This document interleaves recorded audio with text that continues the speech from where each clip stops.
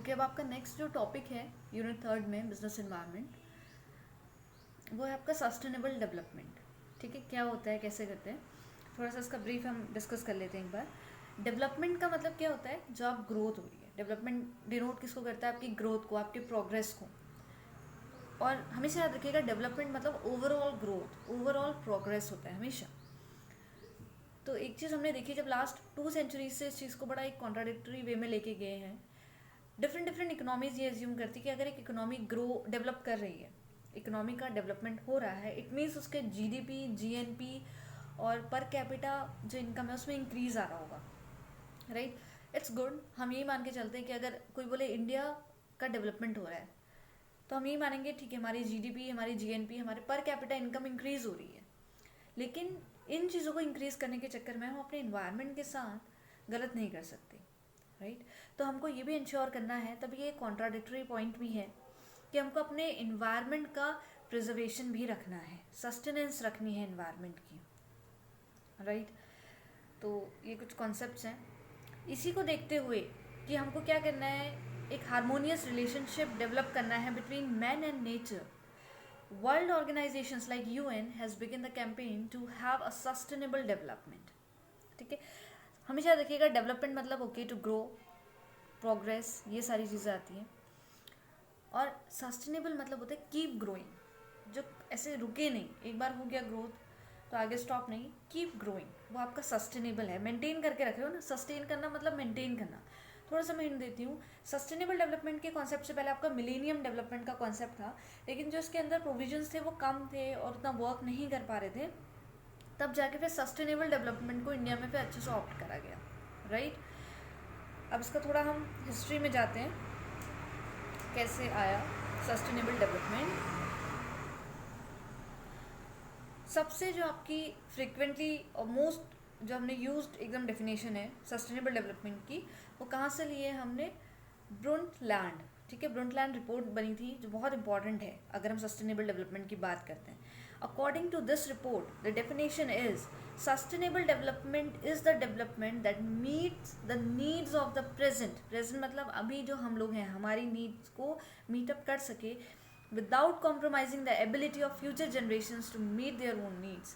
हम अपनी नीड्स को तो पूरा कर सकें, लेकिन हमको जो हमारी फ्यूचर जनरेशन है, जो कमिंग जनरेशन है, उसकी नीड्स को कॉम्प्रोमाइज़ नहीं करना है। ऐसा नहीं कि अभी हमने सारे रिसोर्सेज का यूज़ कर लिया और जो हमारी कमिंग जनरेशन है हमने कुछ रखा ही नहीं है कमिंग जनरेशन के लिए, तो ये सारी चीज़ें नहीं होनी है।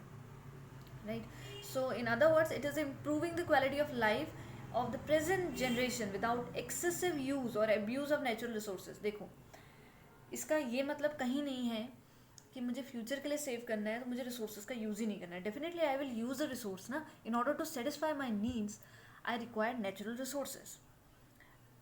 सस्टेनेबल डेवलपमेंट कहता है कि आप यूज़ करो रिसोर्सेज, लेकिन एक प्रॉपर वे में। आप क्या नहीं करना है, हमको उसका एक्सेसिव यूज़ नहीं करना है, या फिर हमको वो नेचुरल रिसोर्स का अब्यूज़ नहीं करना है।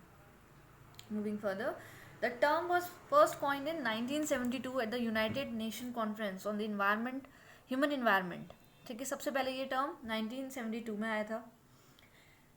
ठीक है, most important piece of writing on sustainable development is in the publication of the World Commission on Environment and Development। इन्होंने जो वर्ल्ड कमीशन है ऑन एनवायरनमेंट एंड डेवलपमेंट, इन्होंने 1987 में और कॉमन फ्यूचर करके जो एक कॉन्सेप्ट, इसमें जो कॉन्सेप्ट दिया है वो बहुत इंपॉर्टेंट है सस्टेनेबल डेवलपमेंट को लेकर। ठीक है, in 1992 at the earth summit at Rio de Janeiro 170 countries signed many important documents on sustainable development.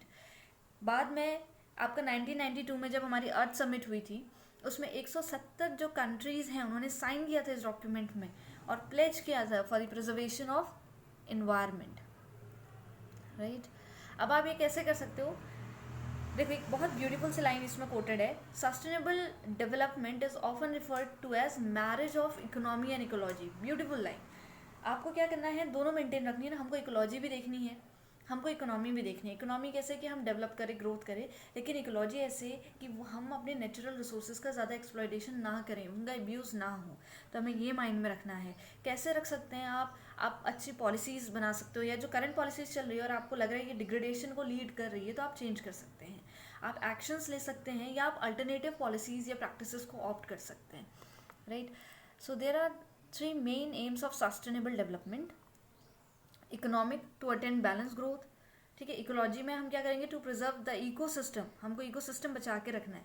और सोशल में होता है guarantee equal access to the resources to all human communities. हमको क्या करना है कि जितने भी ह्यूमन कम्युनिटीज़ हैं, हमको ये इंश्योर कराना है कि सबको रिसोर्सेज इक्वली एसेसिबल हो, राइट, उनको मिले रिसोर्सेज. अब हम आते हैं, the objectives laid down in Brundtland report is as follows. अब क्या ऑब्जेक्टिव्स थे, एक एक करके पढ़ते हैं. डिवाइडिंग ग्रोथ, सबसे पहले तो आपको ग्रोथ को डिवाइड करना है. ऑब्वियसली हमको कौन सी, इकोनॉमिक है, सोशल है या इकोलॉजिकल है, हमने डिवाइड करा. Changing the quality of growth, जो अभी चल रही है उसको थोड़ा हमको चेंज करना है. चेंजिंग कैसे करोगे, पॉलिसीज बना के, एक्शंस लेके, ठीक है. Meeting essential needs in all terms of job, food, energy, water and sanitation. ये सारी चीज़ें आपको कवर करनी है कि एम्प्लॉयमेंट रहे. एम्प्लॉयमेंट रहेगा तो पॉवर्टी कम हो जाएगी.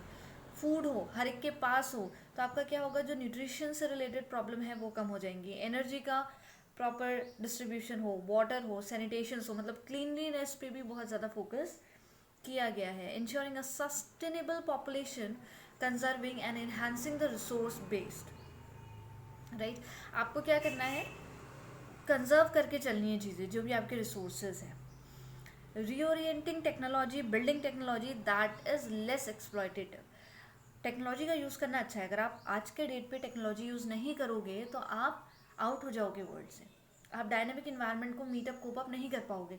तो आपको क्या करना है, टेक्नोलॉजी का अच्छे से यूज़ करना है. उसके अलावा managing environment and economies in decision making.